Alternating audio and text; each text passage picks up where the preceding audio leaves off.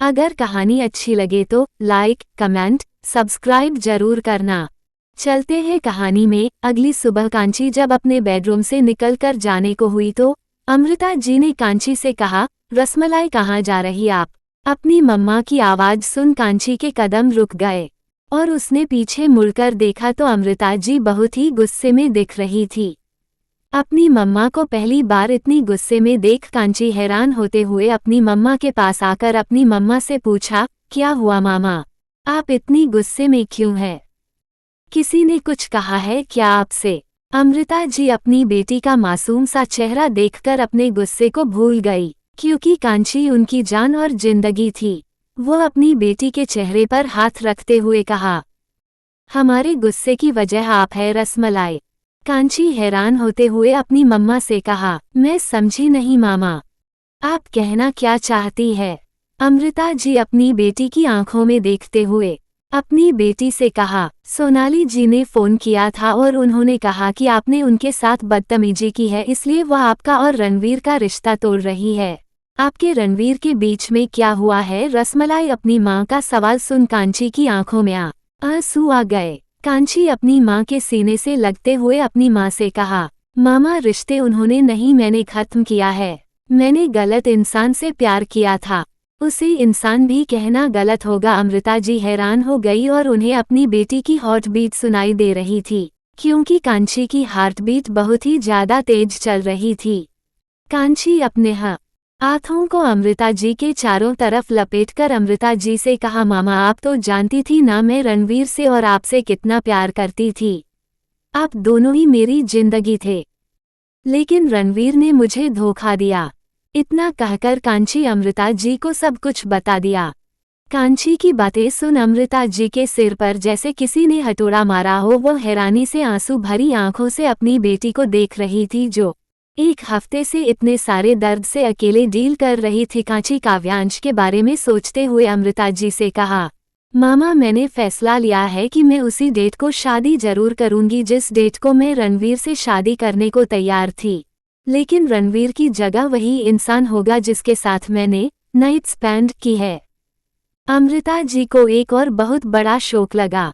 वो अपनी बेटी की आंखों में सवालिया नजरों से देखने लगी, मानो जैसे पूछ रही हूं कि वह कहना क्या चाहती है। कांची सोफे से उठकर खड़ी होते हुए अपनी मां की तरफ पीठ करके हिम्मतें करते हुए कहा, मामा मैं नहीं जानती कि आने वाला वक्त मेरे लिए क्या फैसला करेगा, लेकिन मैं अब कभी लाइफ में किसी से प्यार नहीं कर पाऊंगी, इसलिए मैंने उसी इंसान के साथ अरेंज मैरिज कर अपनी लाइफ से सेटल करने का फैसला लिया है। मैं जानती हूँ आप मेरे डिसीजन से बहुत हैरान होंगी, गुस्सा बड़ी ही होंगी, लेकिन आप मुझ पर यकीन कीजिए, मैं जो कर रही हूँ सही कह रही हूँ। आपकी बेटी हमेशा खुश रहेगी। अमृता जी सोफे से उठकर अपनी बेटी के सामने आकर अपनी बेटी को देखा तो उसकी आंखों से आंसू बह रहे थे। अपनी बेटी की ऐसी हालत देख उन्हें बहुत तकलीफ हो रही थी, इसलिए वह गुस्सा करके ये रोकर अपनी बेटी को तोड़ना नहीं चाहती थी। वह अपनी बेटी की आंसू को साफ करते हुए कहा, रसमलाई हम आपकी माँ होने से पहले हम आपकी एक अच्छी फ्रेंड है। आप तो हमारी स्ट्रांग बेटी हैं। आप जानती हैं हम आपके हर डिसीजन में आपका साथ देते हैं और इस डिसीजन में भी हम आपका साथ देंगे, क्योंकि हमारी बेटी कभी कोई गलत फैसला नहीं करती। आप उस धोखेबाज को कभी माफ मत करिएगा, उन्हें कड़ी कड़ी सजा दीजिएगा। ये सब छोड़िए, ये बताया आप अपने होने वाले हस्बैंड से हमें कब मिलाएंगी? कांची जबरदस्ती का मुस्कुराते हुए कहा, मामा वह आपसे शाम में मिलने आएंगे। अमृता जी ने अपनी बेटी को छेड़ते हुए कहा, हाँ आएंगे। वाओ, इसका मतलब उसने मेरी बेटी के दर्द को मरहम लगा ही दिया है। अपनी माँ की बात सुन कांची ने अपने मन में कहा, साइको डेविल ने मरहम नहीं लगाया है, बल्कि मेरे दर्द को नासूर बना दिया है। यह मेरा फैसला नहीं उसका फैसला है। मेरी जिंदगी में आपके सिवा कोई नहीं है मामा, मैंने आपको खो दिया तो मैं मर जाऊंगी। मैं आपको खोना नहीं चाहती मामा। रणवीर मित्तल और काव्यांश रघुवंशी, मैं तुम दोनों को कभी माफ नहीं करूंगी। मैं तुम दोनों की बताऊंगी कि जब प्यार में धोखा मिलता है तो कैसा लगता है, कितनी तकलीफ होती है, दिल करता है इस बदतमीज दिल के टुकड़े कर दे। कांची खड़ी सोच रही थी कि अमृता जी कांची के फहद पर किस करते हुए अपनी बेटी से कह हम शाम में आपसे बात करते हैं, एक इमरजेंसी केस है, हमें जाना होगा। कांची ने हमें अपनी पलकें झपका दी। अमृता जी वहां से चली गई। 8 घंटे बीत चुके थे। उन 8 घंटों में काव्यांश ने कांची को 8 बार कॉल किया था। अब सिर्फ 4 घंटे बचे थे। इन 4 घंटों में उसकी जिंदगी पूरी तरह से बदलने वाली थी। रघुवंशी मैंशन को दुल्हन की तरह सजाया गया था। चारों तरफ लाइट्स और रोज लगे थे। साक्षी जी और मानव जी बहुत खुश थे क्योंकि उनका बेटा शादी करने जा रहा था। काव्यांश उन्हें बता दिया था कि आज उनकी बहू उनके घर आने वाली है। उनसे मिलने के लिए काव्यांश जब रूम से बाहर आया तो मेंशन का नजारा देख हैरान था। चारों तरफ डेकोरेशन थी। स्टाफ यहाँ से वहां जा रहे थे। साक्षी जी के चेहरे पर एक अलग ही खुशी थी। काव्यांश ने अपने घर की खूबसूरती को देखते हुए कहा, माय डियर लॉयर वाइफ, ये घर तुम्हारे लिए घर नहीं बल्कि जहन्नुम बनेगा। कांची अपने ऑफिस में बैठी किसी केस की फाइल को रीड कर रही थी कि दोबारा से उसका फोन रिंग हुआ। कांची ने फोन को उठाकर अपने कान पर लगाया तो दूसरी तरफ से कोल्ड टोन में काव्यांश ने कहा, क्या हुआ? अभी तक तुमने कोई डिसीजन नहीं लिया। तुम्हारे पास से 2 घंटे बचे हैं, लगता है तुम्हें अपने मामा से प्यार नहीं है। कांची ने अपनी फाइल में देखते हुए नॉर्मल टोन में कहा, मिस्टर रघुवंशी, तुम तो दोगले इंसान थे ही, लेकिन इस कदर डीठ और बेशर्म होंगे मैंने सोचा नहीं था। लगता है मुझसे तुम्हें लिमिटलेस लव हो गया है, इसीलिए तो हर घंटे में मुझे परेशान कर रहे हो। काव्यांश अपने फोन का ओ घूरते हुए कहा, mind your language my dear lawyer wife, क्योंकि तुम्हारी लैंग्वेज तुम्हें बहुत भारी पड़ सकती है। अभी तुम्हारी पहली पनिशमेंट बाकी है, तो दोबारा कोई ऐसी गलती मत करो कि पूरी जिंदगी सजा काटने में निकल जाए। कांची ने चीड़ कर कहा, बकवास बंद करो अपनी। मैंने कहा ना, मुझे जो भी डिसीजन लेना होगा मैं ले लूंगी। मुझे तुम्हारे एडवाइस की जरूरत नहीं है और ना ही तुम्हारे वार्निंग की। मेरी मामा से दूर रहना, वरना मुझे भी तुम्हारी फैमिली को हमारे बीच लाने में देर नहीं लगेगी। कांची की आंखों में गुस्सा और काव्यांश के लिए नफरत बेहद थी। अपनी फैमिली का नाम आते ही काव्यांश को गुस्सा आ गया और उसने गुस्से से दांत पीसते हुए कहा, मेरी फैमिली से दूर रहना, उनके करीब गई ना तो जान ले लूंगा मैं तुम्हारी। कांची ने दर्द भरी मुस्कुराहट के साथ कहा, क्यों मिस्टर? अपनी फैमिली पर बात आई तो मछली की तरह तड़प क्यों उठे? लेकिन मैं तुम जैसी घटिया और बेशर्म नहीं हूँ। मैं अपनी लड़ाई अकेले लड़ती हूँ, किसी को सहारा नहीं बनाती।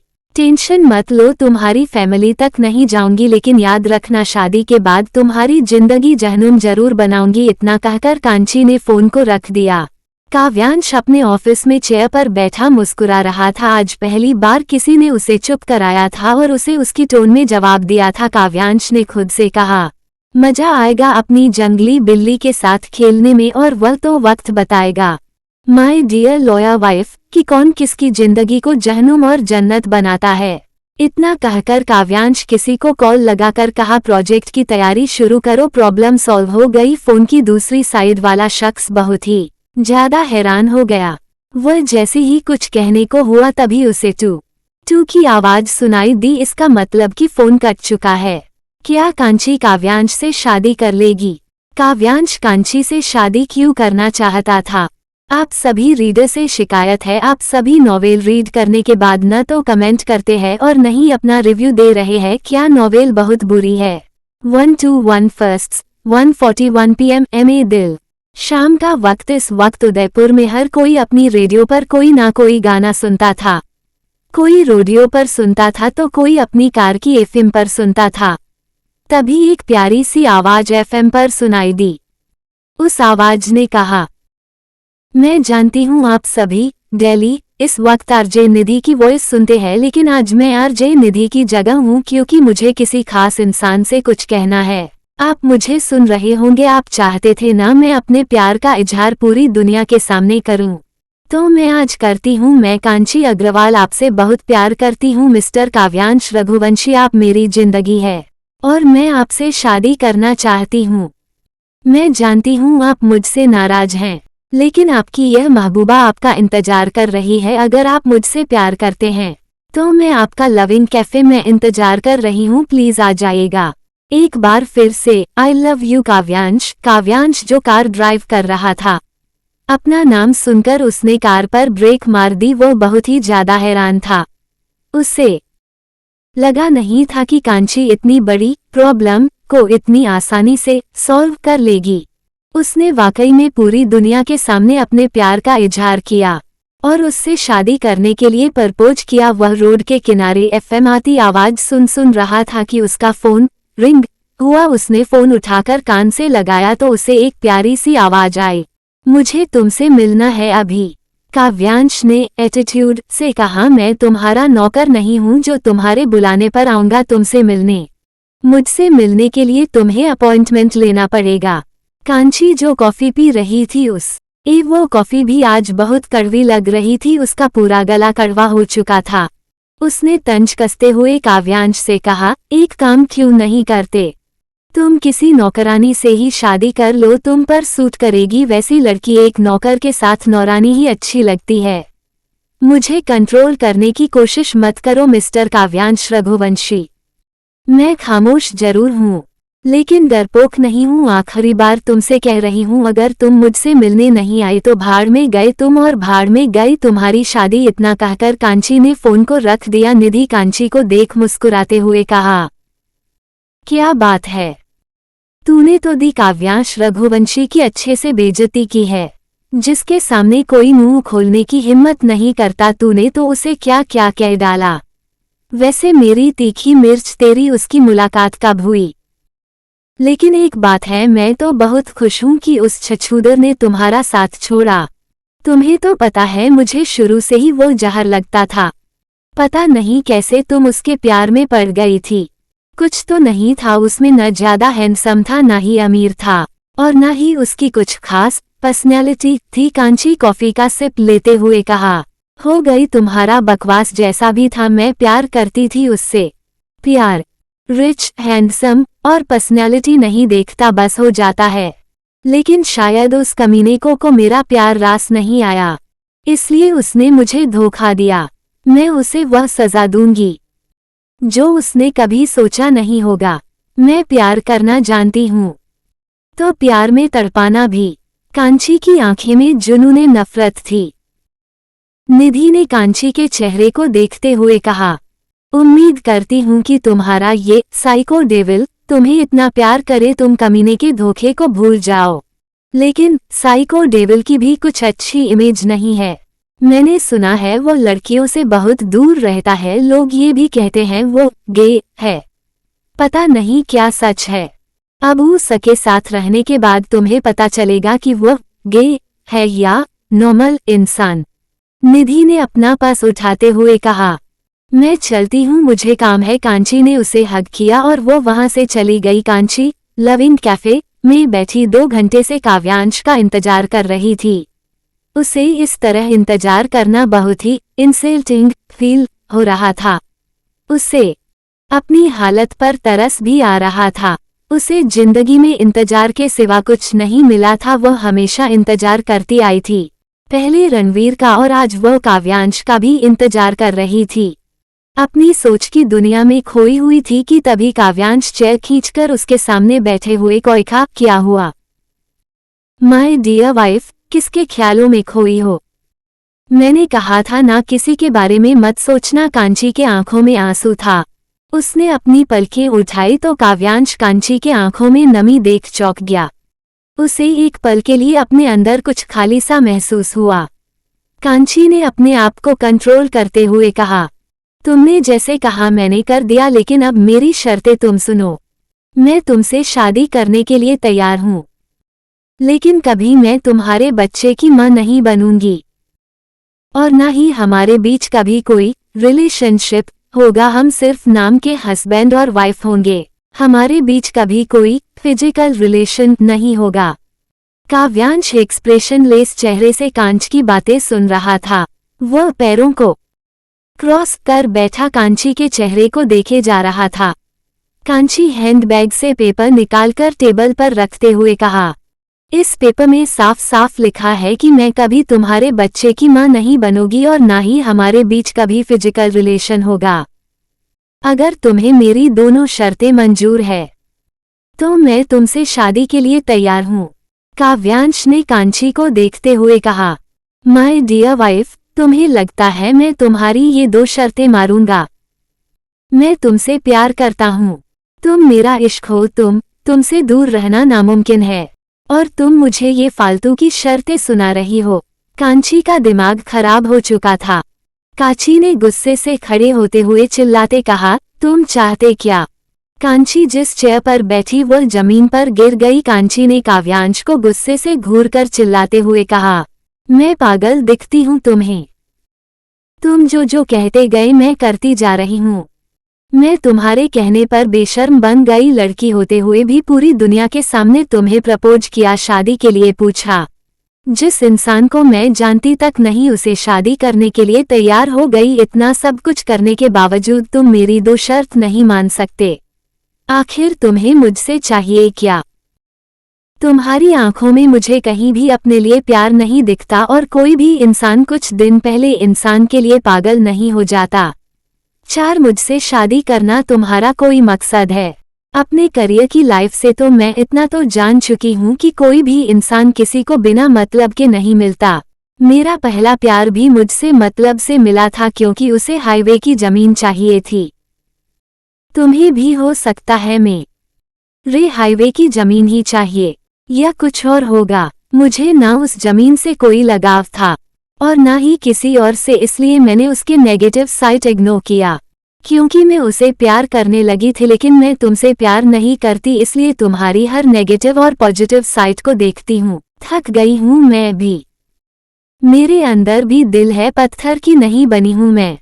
मुझे तो समझ में नहीं आ रहा कि तुम किस बात की दुश्मनी निकाल रहे मुझसे। अगर तुम 1 हफ्ते के लॉकअप की दुश्मनी निकाल रहे हो तो तुम मुझे 1 हफ्ते की बेइज्जती के लिए जो सजा दोगे मुझे मंजूर होगी, लेकिन प्लीज मेरी जिंदगी को जहन्नुम बनाना बंद करो। मैं खुद के साथ कुछ वक्त जीना चाहती हूँ। काव्यांश न एक्सप्रेशन लेस चेहरे से कहा, हो गया तुम्हारा? ये कोर्ट नहीं है जहाँ तुम लेक्चर दे रही हो। तुम्हें मुझसे शादी करनी होगी। मर्जी नहीं तो जबरदस्ती ही सही, और मैं तुम्हारी कोई शर्त नहीं मानूंगा। समझ में आया? कांची ने भी उसी तरह गुस्से से कहा, और अगर मैंने तुमसे शादी नहीं की तो क्या करोगे? मेरी मामा को मारोगे, मुझे मारोगे? मार डालो, कहानी खत्म करो ना।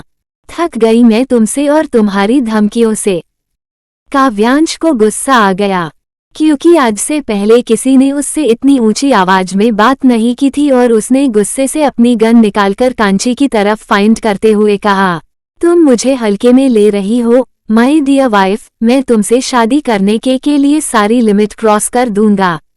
अब तुम बताओ, क्या तुम मुझसे शादी करने के लिए तैयार हो? कांची गन को देखकर तंज कसते हुए कहा, नहीं। तुम्हें क्या लगता है मैं तुम्हारी इससे से डर जाऊंगी? मैंने अपने करियर में बहुत सी ऐसी गन देखी है, इसलिए अब मुझे इन खिलौनों से डर नहीं लगता। मुझे तुम्हारी धमकियों से और तुमसे अब डर नहीं लग रहा। समझ में आया तुम्हें? काव्यांश ने गुस्से से तेज आवाज में कहा, मैं धमकी नहीं देता। इतना कहकर उसने ट्रिगर को दबा दिया और एक जोरदार की आवाज हुई। कांची की चीख निकल गई। क्या इनकी कहानी यही खत्म हो जाएगी? लविंग कैफे इस वक्त पूरा खाली था क्योंकि काव्यांश ने पहले ही कैफे को खाली करवा दिया था। कांची की आंखें फटी की फटी रह गई। उसने अपने बाजू में देखा तो उसके बाजू से खून बह तरह रहा था। काव्यांश कांची के बिल्कुल करीब आकर अपनी गन कांची के सीने पर रखते हुए कांची की आंखों में आंखें डालकर कांची से कहा, काव्यांश, रघुवंशी धमकियां नहीं देता है। इस बार मैंने निशाना तुम्हारे शोल्डर पर लगाया था, अगली बार तुम्हारे इस दिल के पार होगी।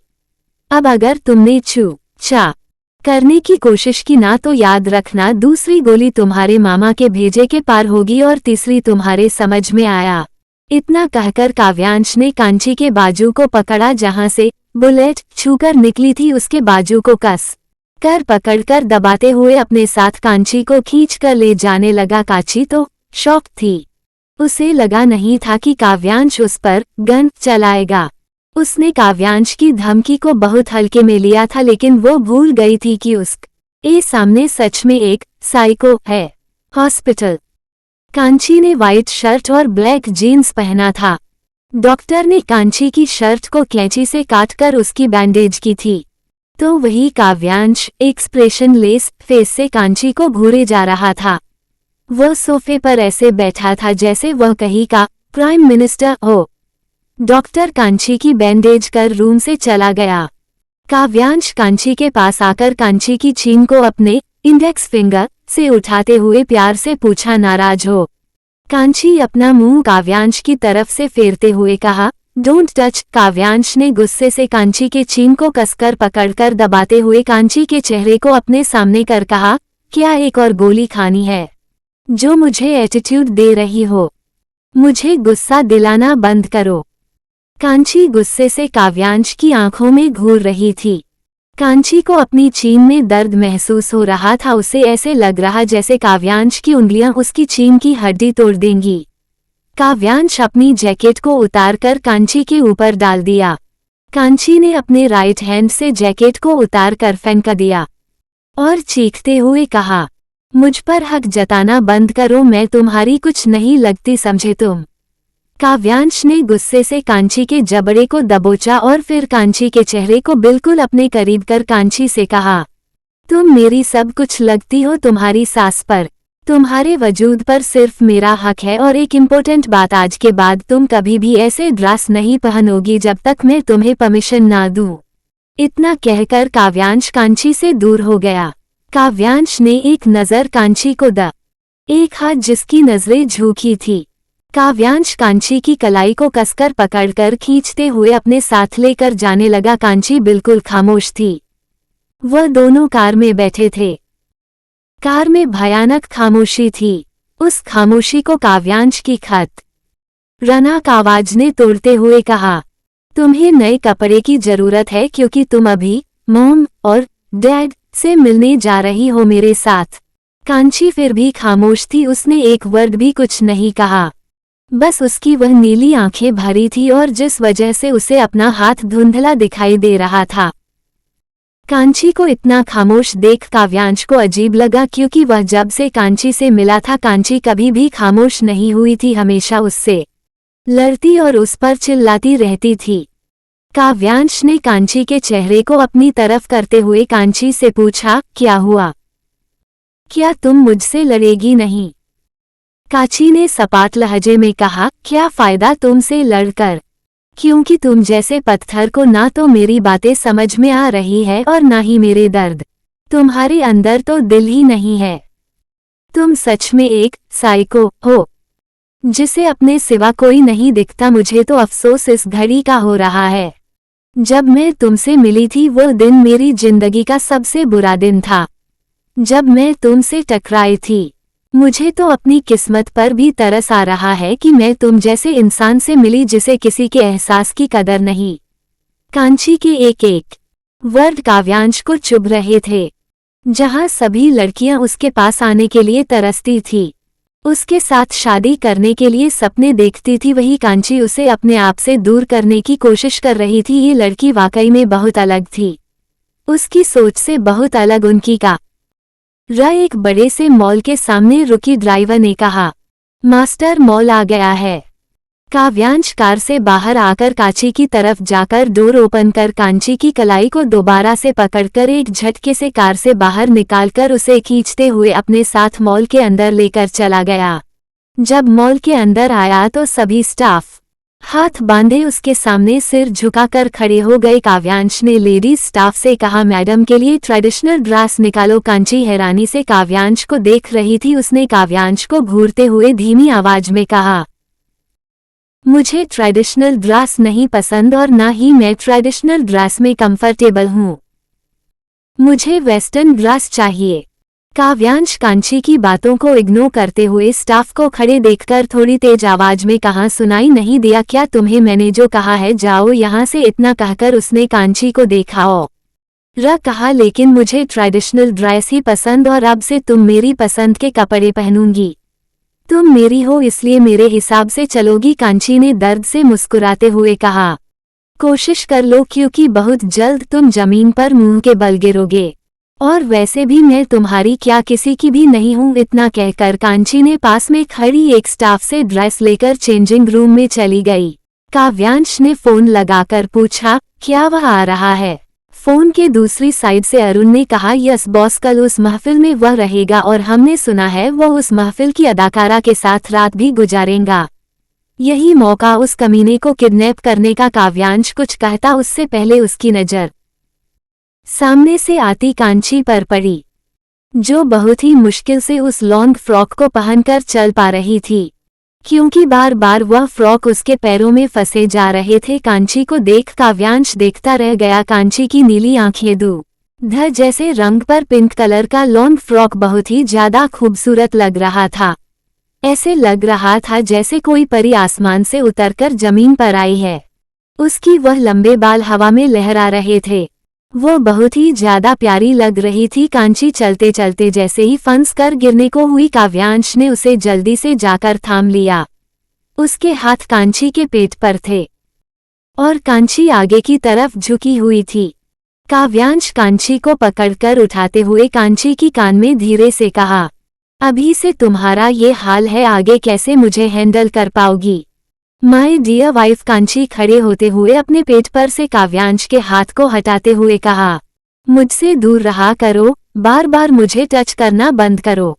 काव्यांश ने फोन को बंद कर अपनी पॉकेट में डालते हुए कहा, पहली बात मैं तुम्हें आखिरी बार समझा रहा हूँ, आज के बाद अगर तुमने मुझसे तू तड़ाक करके बात की तो याद रखना मैं तुम्हारा गला घोट दूंगा। आज के बाद से तुम मुझसे आप करके बात करोगी, जैसे हर वाइफ अपने हस्बैंड से इज्जत से बात करती हैं वैसे ही करोगे। कांची ने मुस्कुराते हुए कहा, तुम्हारी गलतफहमी है, तुम आप डिस्टर्ब नहीं करती। और क्या कहा? हस्बैंड वाली इज्जत शक्ल देखी है तुमने, आईने में मर जाती लेकिन तुम्हें अपना हस्बैंड नहीं बनाती। पर कहते हैं ना, बुरे वक्त में लोग दुश्मन को भी दोस्त बनाते हैं, उसी तरह मैं तुम्हें अपना हस्बैंड बना रही हूँ। कांची ने काव्यांश को देखते हुए कहा, अगर तुम्हारा सारा ऑर्डर हो गया हो तो हम चले, क्योंकि मैं बहुत ज्यादा थक गई हूँ, मुझे आराम भी करना है। इतना कहकर कांची जैसे ही आगे बढ़ी, काव्यांश ने कांची के बुलेट लगी शोल्डर को कसकर पकड़ते हुए कहा, से सॉरी। कांची ने हैरानी से कहा, व्हाट? काव्यांश कांची के बाजू को कसकर पकड़कर अपने करीब कर कहा, सॉरी कहो मुझसे, मैंने क्या कहा था तुमसे? मुझसे बदतमीजी मत करना। कांची को अपने बाजू में दर्द की टीस उठी, उसकी आंखें भर आई। वह भी कहाँ पीछे हटने वाली थी, वह भी थी उतनी ही जिद्दी। उसने भी काव्यांश की आंखों में आंखें डालकर कहा, नहीं बोलूंगी समझे तुम। काव्यांश को अब और भी ज्यादा गुस्सा आ गया और उसने अपने अंगूठे को कांची के बुलेट की जगह कसकर रखकर दबाते हुए कहा, से सॉरी। काव्यांश कर दबाने से कांची की चीख निकल गई। आह! काव्यांश किसकी बात कर रहा है? 121 फर्स्ट 2:06 PM MA दिल। कांची ने दर्द से कराहती हुई कहा, यू हर्टेड मी काव्यांश। लेकिन काव्यांश को जैसे कोई फर्क ही नहीं पड़ रहा था। उसने अपने दांत को पीसते चबाते हुए 2 वर्ड कहा, से सॉरी। कांची को इतना ज्यादा दर्द हो रहा था कि ना चाहते हुए उसकी आंखों से आंसू निकल उसके सफेद गालों पर आ गए। उसने दर्द से धीरे से कहा, सॉरी। काव्यांश दोबारा से कसकर बाजू को दबाते हुए कहा, क्या कहा तुमने? मुझे सुनाई नहीं दिया क्या? मेरे साथ बदतमीजी करते हुए तुम्हारी आवाज इतनी ही स्लो थी? कांची अपनी आंसू भरी आंखों से काव्यांश की नीली आंखों में देखने लगी। काव्यांश की आंखें समंदर की तरह बिल्कुल शांत थी। कांची ने तेज आवाज से कहा, सॉरी। काव्यांश ने एक झटके से कांची को छोड़कर वहां से जाते हुए कहा, मैं कार में वेट कर रहा हूँ, आ जाओ। इतना कहकर वह चला गया। कांची भी उसके पीछे चली गई। कांची और काव्यांश दोनों ने एक दूसरे के पेरेंट्स से मिलकर अपने अपने घर पर आ चुके थे। अमृता जी की आज नाइट ड्यूटी थी। इसलिए वह घर पर नहीं थी। वह भी हॉस्पिटल जा चुकी थी। कांची उस बड़े से विला में घूमते हुए एक रूम के पास गई जिस पर एक बड़ा सा लॉक लगा था। कांची उस लॉक को खोला और उस डोर को ओपन किया तो वह बहुत ही खूबसूरत सा रूम था, जहां चारों तरफ बड़ी बड़ी पोर्ट्रेट लगी थी। एक बड़े से पोर्ट्रेट में एक औरत, एक आदमी और एक बहुत प्यारी सी लड़की थी। कांची ने उस पोर्ट्रेट पर हाथ फेरते हुए कहा, मॉम डैड, आपने मेरे साथ बहुत गलत किया। आप दोनों तो चले गए, लेकिन मुझे इस बेरहम दुनिया में अकेला छोड़ गए। आपको पता है, आपकी बेटी का प्रिंस भी झूठा निकला। उसने आपकी बेटी को धोखा दे दिया और आपकी बेटी की जिंदगी में एक विलेन आया है जो आपकी बेटी को पूरी तरह से बर्बाद कर देना चाहता है। आपकी बेटी के मकसद के रास्ते में वह आ रहा है। आपको पता है मॉम डैड, मैंने जिंदगी में कभी किसी से इतनी नफरत नहीं की जितनी मैं उससे करती हूँ। मेरी जिंदगी का मकसद है आप दोनों के कातिलों को मारना, ऐसी मौत देना कि उन लोगों की रूह कांप जाए। कल आपके कातिल का बेटा उदयपुर आ रहा है। कल मेरे बदले की शुरुआत होगी। कल माथुर फैमिली की बर्बादी लिखी जाएगी। कल मैं उसकी इज्जत और उसके बेटे को पूरी तरह से बर्बाद कर दूंगी। उसे अपने बेटे, अपने पैसे और अपनी इज्जत का बहुत घमंड था ना डैड। मैं उसके बेटे के साथ साथ उसकी इज्जत की धज्जियां उड़ाऊंगी और ऐसा करने से मुझे वह माथुर क्या कोई नहीं रोक पाएगा। कांची की आंखों से आंसू गिर रहे थे। उसकी वह सुर्ख आंखें अंगारे की तरह लाल थी। उसने अपने आंसू को बेरहमी से साफ किया और अपने उस खिलखिलाते हुए चेहरे को देखा जो अपने मॉम डैड के साथ थी। उस कांची में और इस कांची में जमीन आसमान का फर्क था। Greater than. वह कांची बहुत ही ज्यादा चंचल और शैतान थी, लेकिन ये कांची बहुत ही सीरियस और गुस्सैल बन चुकी थी। रघुवंशी मेंशन काव्यांश ब्लूटूथ के थ्रू किसी को ऑर्डर दे रहा था। उस पर नजर रखो, वह क्या करता है, कहाँ जा रहा है, सब कुछ, क्योंकि कल किसी भी कीमत पर मुझे वह अपने फार्म हाउस पर चाहिए। अरुण जो फोन के दूसरे साइड था, उसने मुस्कुराते हुए कहा, बॉस आप फिक्र मत कीजिए, वो उस महफिल से कल सीधे फार्म हाउस पर ही आपको मिलेगा। काव्यांश कॉफी का सिप लेते हुए कांची के बारे में सोचते हुए कहा, मिस अग्रवाल के पीछे एक डिटेक्टिव लगाओ जो मुझे उसकी हर पल की इंफॉर्मेशन दे। अरुण ने कहा, ओके बॉस। काव्यांश ने फोन को डिस्कनेक्ट कर दिया। काव्यांश ने कप को टेबल पर रखकर सिगरेट निकालकर जलाकर लंबी लंबी कश लेकर खुद को सुकून पहुंचाने की कोशिश करने लगा, लेकिन उसे सुकून नहीं मिल रहा था। वह सिगरेट के धुएं को उड़ाते हुए कहा, बस एक हफ्ते, उसके बाद तुम मेरे पास मेरी कैद में होगी। मुंबई माथुर हवेली। एक 45 साल के आदमी सिंगल सोफे पर बैठे अपने जूतों से एक गार्ड के उंगलियों को कुचल रहे थे। उनकी आंखें बिल्कुल बिल्ली की आंखें जैसे खतरनाक थी। उन्होंने ने दांत पीसते हुए कहा, संजय माथुर की बेटी को छूने की हिम्मत कैसे हुई? शुक्र मनाओ कि छोटे बॉस नहीं है, वरना वह तुम्हारी जान ले लेता, क्योंकि तुमने उसकी बहन को हाथ लगाने की गलती की है। तो वहीं कुछ दूर पर खड़ी एक प्यारी सी लड़की जिसके आंखें ब्राउन कलर की थी, दूध जैसा रंग था, उसके चेहरे पर डर से पसीने छूट रहे थे। उसने कांपते हुए कहा, पापा छोड़ दे, वो मर जाएगा। तो वही उनके बगल में बैठी उनकी वाइफ ने भी धीरे से कहा, छोड़ दे जी, उसने जानबूझ नहीं हुआ है, गलती से हाथ लग गया है। संजय माथुर अपनी खतरनाक नजरों से एक बार अपनी बेटी आन्या माथुर और दूसरी नजर मीनल माथुर को देखते हुए कहा, अनजाने में ये जानबूझकर किया जाए गलत होता है, बस डेफिनेशन चेंज होती है। आप आन्या को रूम में लेकर जाए और हमारे नवाबजादे से फोन कर कहिए कि कहीं भी अकेले बाहर न जाए, हर वक्त अपने साथ गार्ड को लेकर चले। मीनल और आन्या वहां से चली गई। संजय जी पास में अरे दूसरे गार्ड से कहा, इस कचरे को उठाओ और बाहर फेंक दो। उस गार्ड ने दूसरे गार्ड को जमीन से उठाया और उसे माथुर हवेली से बाहर फेंक दिया। दूसरे गार्ड ने अपनी उंगली को देखते हुए कहा, एक दिन कोई ऐसा जरूर आएगा जो तुम लोगों को पूरी तरह से बर्बाद करेगा। तुम लोगों को अपने पैसे और अपनी पावर पर बहुत घमंड है ना, एक दिन वही पावर और पैसे को तुमसे वह छीन जाएगा। संजय माथुर, मैं तुम्हारी बर्बादी देखने लिए जरूर आऊंगा। इतना कहकर वह गार्ड वहां से चला गया। उसकी आंखों में नफरत और घिन थी। उदयपुर, दूसरा दिन, शाम का वक्त। रंग गली। यह रंग गली ऐसी गली थी जहां ऐसे आदमी आते थे जिन्हें अपनी बीवियों से सेटिस्फैक्शन नहीं मिलता था और वह दूसरी औरतों से सुकून पाने के लिए यहां आते थे। बहुत से ऐसे आदमी थे जो बस मजे के लिए यहां आते थे। रंग गली के हर कमरे में हर आदमी के साथ कोई ना कोई लड़की या औरत जरूर होती थी। रंग गली के उस हवेली में सबसे पहले खूबसूरत लड़क बड़ी ही अपनी अदाओं से हर आदमी को खुश करती थी। उसके बाद हर एक आदमी अपनी अपनी पसंद से एक लड़की के साथ रात गुजारता था। उस रंग गली के महल के सामने एक वाइट कार रुकी और एक हैंडसम सा लड़का बाहर आया जिसने नेवी ब्लू बड़ी फॉर्मल सूट पहना था। उसकी आंखों में अलग ही कशिश थी। उसकी आंखें बिल्कुल ग्रीन थी, दूध जैसा रंग था, हल्की हल्की बियर्ड थी। उसका होंठ पतला लेकिन स्माइल अट्रैक्टिव थी। वह जैसे ही कार से बाहर निकला उसके पीछे गार्ड की फौज खड़ी हो गई। उस हैंडसम से लड़के ने एटीट्यूड से कहा, शौर्य माथुर को इन सारी फौज की जरूरत नहीं है, वो अकेले ही अपने दुश्मन के लिए काफी हैं। तुम सब जा सकते हो और अगर डैड पूछे तो कह देना कि तुम सब मेरे साथ हो। गार्ड फिर भी खामोश खड़े रहे। गार्ड को जब खामोश खड़ा देखा तो शौर्य ने थोड़ी तेज आवाज में कहा, मैंने कहा निकलो यहां से। शौर्य की तेज आवाज सुन सभी गार्ड वहां से चले गए। उसके अंदर जाते ही एक बुलेट आकर रुकी। उस बुलेट पर से कांची उतरते हुए शौर्य को अंदर जाते देखकर अपने दांत को पीसते हुए कहा, मिस्टर माथुर, तुम्हारी बर्बादी मेरे हाथों ही लिखी है।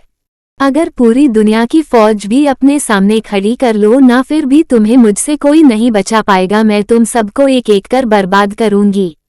जिस तरह तुम्हारे बाप ने मेरी जिंदगी को जहन्नुम बनाया था ना, उसी तरह मैं तुम्हारी और तुम्हारे बाप की जिंदगी को जहन्नुम बनाऊंगी। अब तक लोगों ने मेरी जीत की जुनूनियत देखी है, लेकिन अब लोग मेरी नफरत देखेंगे, ऐसी नफरत जो सबको छा खाक कर देगी। इतना कहकर कांची अंदर चली गई। शौर्य को अंदर जाते देख रंग गली के हर रूम पर खड़ी लड़कियां उसे देखती रह गई। सभी उसे अपने अपने कमरे में बुला रही थी, लेकिन वो सभी को नजरअंदाज करके महफिल की तरफ चला गया। तो वहीं दूसरी तरफ काव्यांश ऑफिस में बैठा लैपटॉप पर अपना काम कर रहा था कि तभी उसका फोन रिंग हुआ। काव्यांश ने अपने ब्लूटूथ को प्रेस किया तो दूसरी साइड से आवाज आई, बॉस कांची मैम, रंग गली आई है। काव्यांश जो लैपटॉप पर टाइपिंग कर रहा था तो उसके हाथ रुक गए। उसने हैरानी गुस्से सा कहा, व्हाट रबिश, वो वहां क्या करने के लिए गई है? उसका उस गंदी गली में क्या काम है? इतना कहकर उसने फोन को डिस्कनेक्ट करके कहा, तुम्हारी हिम्मत कैसे हुई माय डियर वाइफ उस गंदी जगह पर अपना कदम रखने की? तुम मेरी इज्जत हो और मैं तुम्हें इस तरह खुद को उस गंदी जगह में जाने नहीं दे सकता। तुम्हारी इतनी हिम्मत कैसे हुई तुम्हें सजा देनी पड़ेगी, तुम अपनी हद क्रॉस कर रही हो। इतना कहकर वह गुस्से से चेयर से उठकर अपनी जैकेट को उठाया और फिर वहां से निकल गया। आखिर कांची और माथुर फैमिली का क्या रिश्ता है? 121 फर्स्ट 2:10 PM MA दिल। रंग गली। कांची जब रंग गली के महल में गई तो वहां का नजारा देख हैरान हो गई। वो कभी ऐसी दुनिया में नहीं आई थी जहां लड़कियां मर्दों को अपनी अदाओं से रिझा रही थी और उन्हें अपने पास बुला रही थी। कांची को ये सब देखकर बहुत ही अजीब लग रहा था। उसे अपना सिर घूमता हुआ महसूस हो रहा था। कांची अपने दोनों हाथों की मुट्ठी भींच ली। वह अनजाने में ही रंग गली गंदे दलदल में कदम रख चुकी थी। वह जैसे ही वहां से जाने को हुई तो किसी ने उसकी कलाई को पकड़ लिया। कांची डर गई, उसके माथे पर डर से सिकन आ गई। कांची अपने थूक को जबरदस्ती घटकते हुए पीछे मुड़कर देखा तो एक औरत थी जिसने ऊपर सा लेकर नीचे तक जेवरात लादे थे। उसने कांची को देखते हुए कहा, तो तुम हो वो खूबसूरत लड़की जिसे आज अपनी खूबसूरती मर्दों को पेश करना है, अपनी अदाओं से मर्दों को रिझाना है। मैंने सोचा नहीं था कि रांझा इतनी खूबसूरत लड़की भेजेगा इस महफिल को खूबसूरत बनाने के लिए। वैसे अच्छा किया उसने तुम्हें भेजकर, क्योंकि आज हमारे खास मेहमान आए हैं। उन्हें भी तो पता चले रंग गली कितनी खूबसूरत हसीनाओं से भरी है। उस औरत की बात से कांची को बेहद गुस्सा आ रहा था। उसका दिल चाह रहा था कि वह अपने सामने खड़ी औरत का मुंह नोच ले, लेकिन वह खामोश रही। वह उस औरत को देखकर कहा, आप गलत समझ रही हैं, मैं वो लड़की नहीं हूँ और ना ही उन लड़कियों जैसी जो ये काम करती है। मैं किसी काम से यहाँ आई थी। उस औरत ने खतरनाक मुस्कुराते हुए कांची से कहा, सभी लड़कियां यही कहती हैं इस रंगगली में आने के बाद कि वह एक शरीफ लड़की है, लेकिन एक बार जब उन्हें रंगगली का रंग पसंद आ जाता है तो दोबारा यहाँ से जाने की हिम्मत भी नहीं करती। अब ये चूचा करना बंद करो और जाकर तैयार हो जाओ। कांची ने अपने अपने मन में कहा, कौन सी मुसीबत में फंस गई कांच, अब क्या करेगी तू, ये तो हाथ पैर धोकर तेरे पीछे पड़ गई है। कांची ने उस औरत को देखते हुए कहा, आप क्या सोचती है, उससे मुझे फर्क नहीं पड़ता, मैंने आपसे कह दिया ना, मैं वह लड़की नहीं हूँ, मतलब नहीं हूँ। इतना कहकर कांची जैसे ही वहां से जाने को हुई तो उसकी नज़र सामने से आते काव्यांश पर पड़ी, जो ब्लैक 3-पीस सूट पहने किसी मॉडल की तरह चलते हुए उसी की तरफ आ रहा था। काव्यांश को देख कांची की आंखें हैरानी सा फैल गई। तभी उसे अपनी कलाई पर उस औरत की पकड़ महसूस हुई। उस औरत ने दांत पीसते हुए कहा, रंगगली में आने के बाद सिर्फ मेरी चलती है, समझ में आया तुम्हें, बकवास बंद करो अपनी और जाओ, जाकर कपड़े चेंज करो। इतना कहकर वो औरत कांची को अपने साथ लेकर चली गई। कांची भी चुपचाप उसके साथ चली गई क्योंकि वह साइको डेविल के सामने नहीं आना चाहती थी। काव्यांश ने जब रंग महल में कदम रखा तो सभी लड़कियां उसे देखाहें भर रही थी। वो सभी लड़कियां काव्यांश को इशारे से अपने पास बुला रही थी, लेकिन काव्यांश को जैसे कुछ दिखाई नहीं दे रहा था। वो गुस्से से बस अंदर चला जा रहा था। वो इतने गुस्से में था कि उसकी सिर और हाथ की नसें दिखाई दे रही थी, भावे तनी थी, गले की नसें भी दिख रही थी। वह अपने गुस्से को कैसे कंट्रोल कर रहा था वही जानता था। कुछ वक्त बाद कांची ने जब अपने आप को आईने में देखा तो वह हैरान हो गई। उसने मेहरून रंग का लहंगा और ब्रा ब्लाउज पहना था जिसका फ्रंट वी नेक डिजाइन था, जिससे उसके क्लीवेज हल्के हल्के दिख रहे थे। उसके क्लीवेज की बीच की डिस्टेंस साफ दिखाई दे रही थी। वो उस लहंगे में बहुत हॉट लग रही थी। कानों में बड़े बड़े झुमके और माथे पर बड़ा सा मांतिका और पैरों में पाजेब था। उसके बालों को कल कर दिया गया था।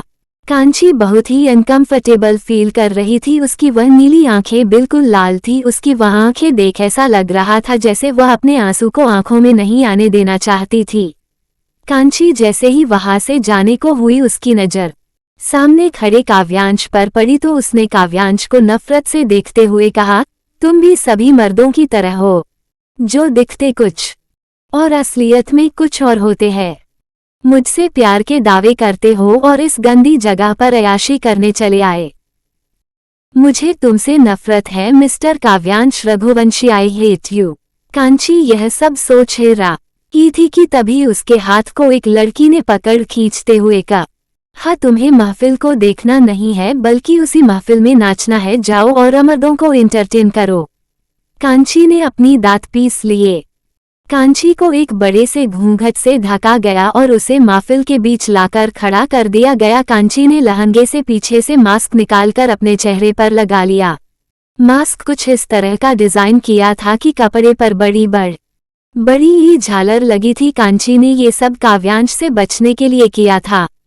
कांची अपने घूंघट को पकड़े हुए अपने पैर में पहनी पायल को झनकारते हुए शौर्य को देखते हुए गाया, जो तेरे दिल में छुपी बातों को हम जान जाते, जो तेरे दिल में छुपी बातों को हम जान जाते, तौबा मेरी तौबा कभी ना दिल लगाते, तौबा मेरी तौबा कभी ना दिल लगाते, जो तेरे इश्क में डूबे ना होते देख पाते, जो तेरे इश्क में डूबे ना होते देख पाते, जो तेरे इश्क में डूबे ना होते देख पाते, तौबा मेरी तौबा कभी ना दिल लगाते, तौबा मेरी तौबा कभी ना दिल लगाते। वह गाते ही अपना घूंघट उतार कर फेंक दिया तो शौर्य और काव्यांश सामने नाच रही लड़की की आंखें देख हैरान हो गए। काव्यांश को अपनी पहली मुलाकात याद आई। उसे अभी भी पता नहीं चला कि मास्क के पीछे जो लड़की नाच रही थी वह कांची है।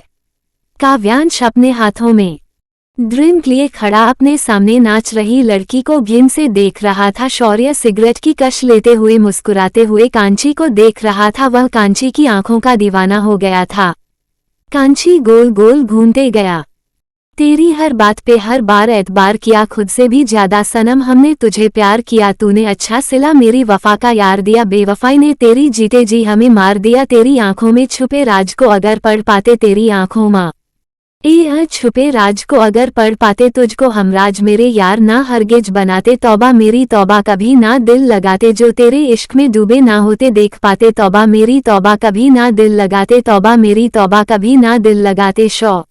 रया अपनी जगह से उठकर कांची के करीब गया और नोटों की गड्डी निकालकर उस पर उड़ा दिया। शौर्य के ऐसे पैसे उड़ाने से कांची ने आंखें बंद कर ली तो एक आंसू की बूंद उसकी आंखों से निकल की जमीन पर गिर गया। कांची की आंखों से गिरा वह आंसू काव्यांश की नजरों से नहीं छुपा और वह आंसू देख हैरान हो गया। वह हैरानी से अपने सामने नाच रही लड़की को देख रही थी। शौर्य कांची की कलाई को पकड़ लिया तो वह अपनी कलाई छुड़ाने की कोशिश करने लगी। शौर्य ने उसकी कलाई पकड़कर एक झटके से उसे अपने करीब खींच लिया और फिर उसकी कमर के चारों तरफ अपने हाथ लपेट लिया। कांची ने गुस्से उसके पैरों पर एक जोरदार किक मारी तो शौर्य ने उसका हाथ छोड़ दिया। कांची उससे दूर होकर पूरी महफिल में चारों तरफ डांस करते हुए गया। इश्क के बाजार में व्यापार करता है यार, मेरा दिल का कारोबार करता है, हम ही समझ ना पाए तुझे तुझसे क्या गिला, एक ही खता तू बार बार करता है, इस कदर टूटे हैं क्या और भला टूट पाते, इस कदर टूटे हैं क्या और भला टूट पाते, बहुआ देते तुझे लब ये अगर बोल पाते, तौबा मेरी तौबा कभी ना दिल लगाते, जो तेरे इश्क में डूबे ना होते देख पाते, तौबा मेरी तौबा कभी ना दिल लगाते, तौबा मेरी तौबा कभी ना दिल लगाते, तौबा मेरी तौबा कभी ना दिल लगाते, तौबा मेरी तौबा कभी ना दिल लगाते, तौबा मेरी तौबा कभी ना दिल लगाते, तौबा मेरी तौबा कभी ना दिल लगाते। किस्मत बुरी थी मेरी ना वो शख्स बुरा था, जिस वक्त दिल लगाया वो वक्त बुरा था। वह डांस करते हुए काव्यांश को देख रही थी, लेकिन काव्यांश की नजरें किसी और को बार बार ढूंढ रही थी। तभी महफिल में अंधेरा छाया और जब महफिल में लाइट आई तो कांची वहां नहीं थी। शौर्य पूरी तरह से नशे में धुत हो गया था। ये कहेगा छोटी सी ने उसकी ड्रिंक को स्पाई कर दिया। कांची जल्दी से कपड़े चेंज कर पिंक कलर का लहंगा पहने ऊपर से ब्लैक कलर की साल डाले रंग गली से बाहर निकलकर जब रोड पर आई तो एक गहरी सांस ली। उसके होंठों पर एक खतरनाक सा स्माइल दी, क्योंकि उसका यहाँ आना बेकार नहीं गया। उसने वह लहंगा इसलिए पहना था ताकि सबको लगे कि वह गली की मेंबर है और वह आसानी से बाहर निकल आए। वह जैसे ही अपने बुलेट के पास जाने को हुई तो किसी ने एक झटके से कांची के बाजू को कसकर पकड़कर अपनी तरफ कर एक झन्नाटेदार थप्पड़ उसके गालों पर जड़ दिया।